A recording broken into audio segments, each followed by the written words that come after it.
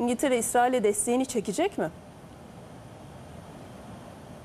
Evet Büşra, İngiltere basınında çıkan haberlere göre hükümet İsrail'e yapılan silah ihracatını kısmen askıya almaya hazırlanıyor. İsrail kaynakları da bu haberi doğruluyor. İki ayrı İsrail kaynağı İsrail'in İngiltere hükümetinden bu yönde bir duyuru gelmesini beklediğini ancak iki müttefik ülke arasında bu konuyla ilgili yoğun görüşmeler yapıldığını söylüyor.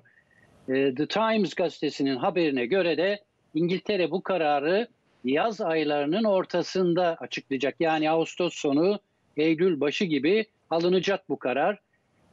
Silah satışı kısıtlamasının ne kapsamlı olduğu belli değil. İngiltere'nin İsrail'e ne sattığını, hangi silah ve mühimmat sattığına bakalım. 151 kalem silah ve mühimmat var listede. Bunların arasında uçaklar, helikopterler, insansız hava araçları var. İngiltere'nin en büyük silah imalatçısı BAE Systems adlı şirket, İsrail'in F-15, F-16, F-35 savaş uçaklarına silah ve parça sağlıyor.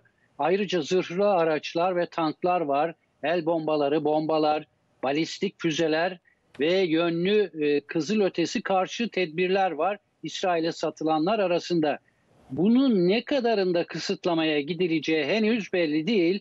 Ancak yine de İsrail'in İngiltere politikasında, İngiltere'nin İsrail politikasında böyle bir değişikliğe gitmesi iki ülke arasındaki ilişkilerde kayda değer büyüklükte bir gedik açılmasına neden olacak. İsrailli kaynaklar, İsrail hükümetinin bugünlerde konuyla ilgili bir açıklama yapmaya hazırlandığını ancak cumartesi günü 12 çocuğun öldüğü saldırı sonrası bölgede tansiyonun yeniden yükselmesiyle de açıklamanın ertelendiğini söylüyorlar. İngiltere hükümeti ise İsrail'in durumuna bakacağız. İsrail uluslararası insan haklarına uyup uymadığı konusunun gözden geçirileceğini söylüyor. Oysa İsrail'in savaş suçu işlediği delillerle sabit. Bunu İngiliz gazeteciler de görüntülerle sabitlemiş durumdalar. Gazze'de çocuk felci vakaları hızla artıyor.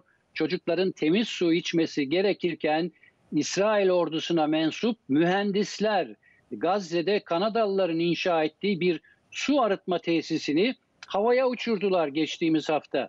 Yine geçtiğimiz hafta başka bir grup İsrail askeri Gazze'nin Netzarim kavşağında Türkiye'nin kurduğu hastanedeki MR makinesini ellerindeki otomatik silahlarla kırıp paramparça ettiler. Bu insanlık suçları şu anda bile sosyal medyada bulunabilecek videolarla sabit suçlar.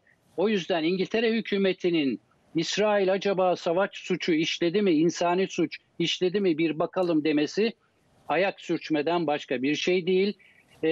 Büşra, İngiltere'de Profesör Philip Sand adında bir insan hakları avukatı var. Yahudidir kendisi. Yıllar önce kendisiyle başka bir konuda röportaj yapmıştım. Bu avukat şimdi Filistin'in avukatlığını, daha doğrusu hukuki platformlarda Filistin'in sözcülüğünü yapıyor. Geçtiğimiz ay Birleşmiş Milletler Mahkemesi'nin aldığı karar uyarınca İsrail'e silah satışının durdurulması gerektiğini söylüyor Philip Sand. Ciddiye alınan bir hukuk adamı Philip Sand ve sözleri hemen her saygın medyada yer bulur. İngiltere'de yeni bir hükümet var ve İşçi Partisi hükümetinin de bu avukata kulak vereceği tahmin ediliyor. Aslında hükümetin bu konuyu gündeme getirmiş olmasını bile İngiltere'nin İsrail politikasında büyük bir değişim olarak yorumlayabiliriz.